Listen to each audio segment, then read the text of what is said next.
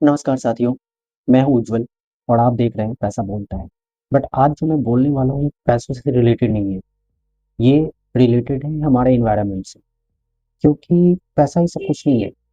मुद्दा कभी-कभी एनवायरनमेंट से जुड़ी इतनी इम्पोर्टेंट हो जाती है कि हमें ऐसा लगता है कि उस पर डिस्कशन होनी चाहिए और डिस्कशन ही नहीं, डिस्कशन के बाद एक्शन भी होनी चाहिए। एक्शन लेनी पड़ेगी हमें। और मैं टॉपिक जो डिस्कस करने जा रहा हूँ वो है अरावली पर्वत। आप सब लोगों ने न्यूज़ सुना ही होगा। एक्चुअल में पर्वत है क्या? अरावली पर्वत है क्या? मैं अरावली पर्वत नेचर की वो देन है जो दिल्ली एनसीआर जैसे स्टेट्स को, मेजर स्टेट्स को प्रोटेक्ट करती है। ये मोस्टली राजस्थान में फैली हुई है और इसकी हाइट्स नॉर्मली 100 मीटर से नीचे होती है। तो सुप्रीम कोर्ट ने ये वर्डिक्ट दिया कि 100 मीटर से ऊंची पर्वतों को ही पर्वत में कंसीडर किया जाएगा, बाकियों को कंसीडर नहीं किया जाएगा कि ये हमारे लिए ज़रूरत है। बट क्या ये सच में हमारे लिए ज़रूरत नहीं है? अरावली पर्वत नॉर्मली जब आप दिल्ली, हरियाणा, राजस्थान, गुजरात के कुछ पार्ट्स में जब आप कहीं गुजरे होगे या गए होगे तो आपने देखा होगा छोटी छोटी पहाड़ या छोटे छोटे पहाड़ पठार होते हैं। ये नॉर्मली अरावली कहलाते हैं। ये मोस्टली राजस्थान में ज़्यादा है। अगर आप राजस्थान का भी विजिट किया है आपने तो ये राजस्थान में ज़्यादा फैली हुई है। राजा महाराजाओं के किले अरावली पर्वतों पे बनी होती है, आपने देखा होगा अगर आप कभी गए होगे तो। ये नॉर्मल ऐसे ही नहीं बन के खड़ी हो गई या ऐसा ही नहीं है, ये नेचर की वो देन है जिसे हमें सुरक्षित रखना, जिसे प्रोटेक्ट करना हमारी जिम्मेदारी है। और वो जिम्मेदारी इसलिए है क्योंकि रेगिस्तान फैली हुई है। अगर मैं राजस्थान की बात करूँ तो वहाँ रेगिस्तान है, रेत है। और अगर ये अरावली पर्वत ना हुई तो ये रेत को रोकने वाला कोई दीवार नहीं होगा।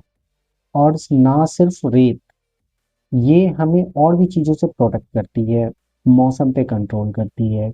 ये हमारे वाटर सिस्टम को कंट्रोल करती है। आंधी तूफान जब धूल को साथ में लेके आती है तो आज दिल्ली इतना ज़्यादा पॉल्यूटेड है और अगर ये अरावली पर्वत ना हो तो वो धूल और अंदर तक आएगी।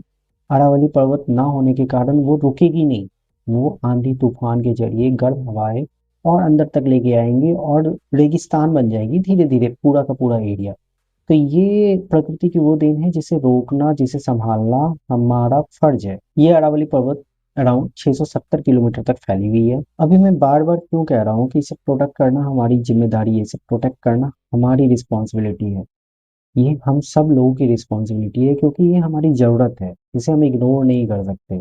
ये एक्चुअली हुआ इसलिए क्योंकि सुप्रीम कोर्ट ने ये वर्डिक्ट दिया कि 100 मीटर से कम जो भी पर्वत है, पर्वत श्रृंखला है, जो भी छोटी मोटी पहाड़ पठार है, इन्हें पर्वत नहीं माना जाएगा। यानी कि इससे आप काट सकते हो, उस पे आप कंस्ट्रक्शन कर सकते हो, इसे काट के हटा सकते हो और सूखा मैदान बना सकते हो। उस मैदान को आप जैसे चाहो यूटिलाइज कर सकते हो। बट क्या ये सच में ज़रूरत है इन सब चीज़ों की? क्या हमारे पास प्लॉट्स की कमी पड़ गई है? हमेशा हमारे नेचुरल रिसोर्सेज को ही टारगेट क्यों किया जाता है? झारखंड में कोल माइनिंग के लिए ना जाने कितने जंगलों को काट के हटा दिया गया। छत्तीसगढ़ का वही हाल है। एंड जहाँ जहाँ हमारे नेचुरल रिसोर्सेज है वहाँ इस तरह से टारगेट करके और सुप्रीम कोर्ट अगर जब इस तरह का वर्डिक्ट देने लगे तो फिर क्वेश्चन खड़ा हो जाता है कि अगर वहीं से इस तरह की जजमेंट आने लगी कि अरावली जैसे पर्वतों का हमारे लाइफ में कोई ज़रूरत नहीं है, क्या उन्हें समझ में नहीं आती ये बात? क्या लोगों को समझानी नहीं चाहिए ये बात? हमें इस पे एक्शन लेना पड़ेगा क्योंकि अगर जंगलों की कटाई हो गई, ना जाने कितने जीव जंतु, जंगली जानवर, पेड़ पौधे, आज हम बोल रहे हैं कि हमें ऑक्सीजन की कमी हो गई है, हमें ऑक्सीजन चाहिए। और पॉल्यूशन बहुत बढ़ गया है हमारे यहाँ। और एक तरफ हम जंगल और पहाड़ों को काटने की बातें कर रहे हैं, तो हम क्या कर सकते हैं? आप क्या कर सकते हैं? बिल्कुल कर सकते हैं। बहुत सारी मूवमेंट चल रही है, save Aravalli, hashtag save Aravalli. And जहाँ भी मूवमेंट चल रही हो उन्हें सपोर्ट कीजिए।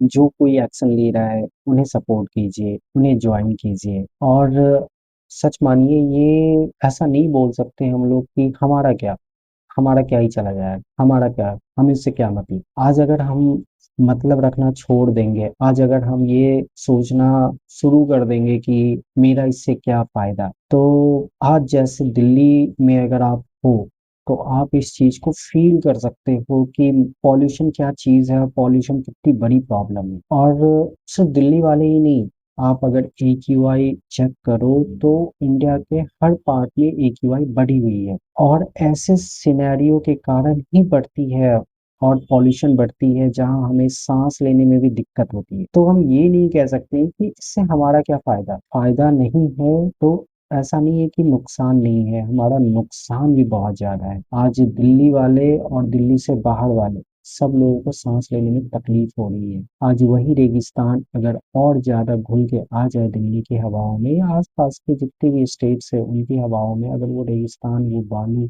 अगर हवाओं में घुल जाए अरावली के हटने के बाद, तो क्या हाल होगा।